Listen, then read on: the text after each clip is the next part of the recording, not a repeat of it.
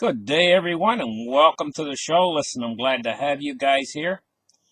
Today is January 26, 2020. It's a Sunday. This is a Sunday show on the Wuhan virus, or Virus X, as it's been called. Anyway, let's get started. Let's open up the charts right here and take a look at this article. The coronavirus's ability to spread is increasing, China's health minister says. And so they're closing off cities in a bid to try, in China, there's a bid to try to stop this virus. China's new health minister says that it has indicated the ability of the new strain of coronavirus to spread in his country is getting stronger, and a number of infections could continue to rise. They're listing the death toll right now at 56. 1,975 people, according to them, has it. Okay? And it says the transmissibility shows signs of increasing. The walking source of infection, they're saying here. In other words, what they're talking about is somebody who has the disease and doesn't know they have the disease. They feel well, they feel perfectly fine. They're a walking source of infection. It says this is where patients have few signs of the disease, or maybe no signs of the disease. It says this has made it difficult to control the prevention of the, or control and prevent the disease. That's an understatement. Difficult is an understatement. Picture, if you will, somebody, and say, they're saying now that it could be up to 2 weeks or so that you feel fine and you're carrying it. And evidently you're still infectious. If you can imagine, there's a lot of people out there who are very social. They're very people-oriented type people. They like to go to crowds. They like to go to concerts, and they like to go to parties, and they like to travel. Generally the people that like to travel are like that. They like to go to concerts and parties and everything else. And they could, for a full 2 weeks, they could be a walking source of infection. And then how many walking sources of infection are going to be are the people who have contact with that person, and then they become a walking source of infection, and so on it goes. So at this point, with the news coming out of China that we're getting about this virus, I would say that what we really need to focus on at this point is not so much where is the virus, but what we really need to focus on is what is the mortality rate of this particular virus. Now, I've done some research into this, and from the nearest information that I can gather from sources on the internet, it's hitting a mortality rate of 2.8%. Okay, this is specifically very important. Why this is important, I'm going to explain. At around 4 to 6% mortality rate, studies have been done, and they find that we have a social system. The world has a social system. We have we call it the system. It's quite literally everything that runs on the monetary system. It's the system. It's what brings your food to the grocery store. It's why the police continue to function. It's why the electricity stays on and everything stays good.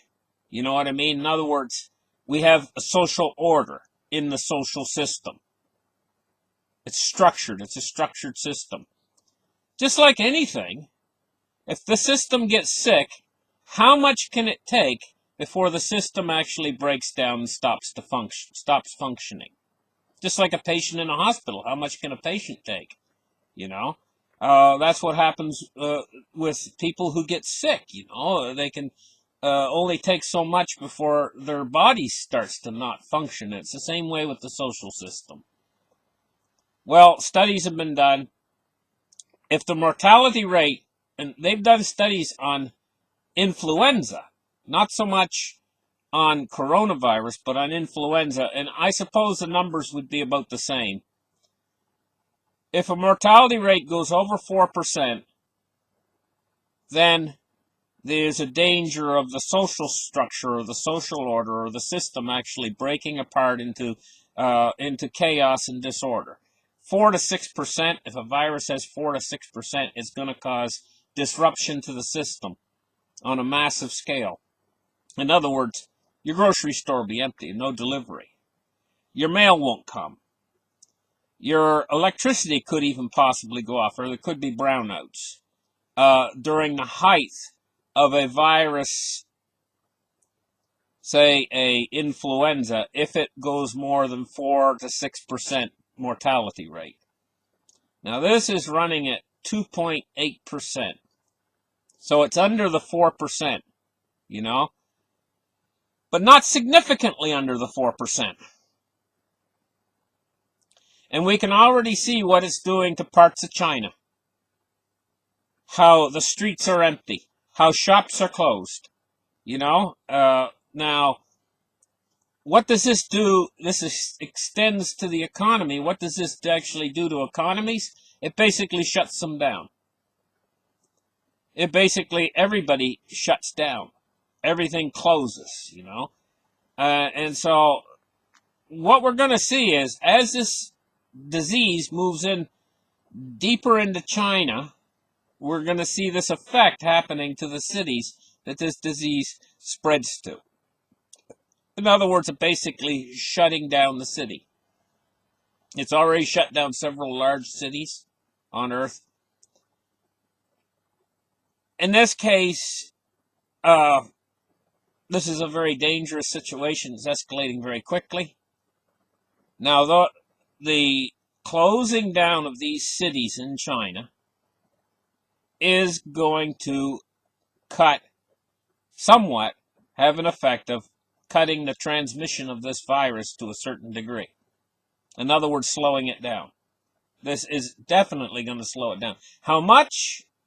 Don't know, but whenever you isolate a virus, isolate it to a specific area, like cutting off all traffic in and out of Wuhan, it's going to have an effect on slowing the virus down, slowing down the transmission of the virus to other cities. But in fact, the thing is this virus has already spread to these other cities. If they had done this initially when the virus was small within the one city of Wuhan, if they'd cut off all traffic in and out of Wuhan, it would have had a different effect than it's having now. It would have been much more effective. But of course, they have to wait until something becomes to a certain level of danger before they react, and they've reacted now, but the virus is in other places. It's made its way to other places. But this will slow down more cases coming from Wuhan to other places, if you know what I mean. So it's definitely going to slow down the spread of the virus.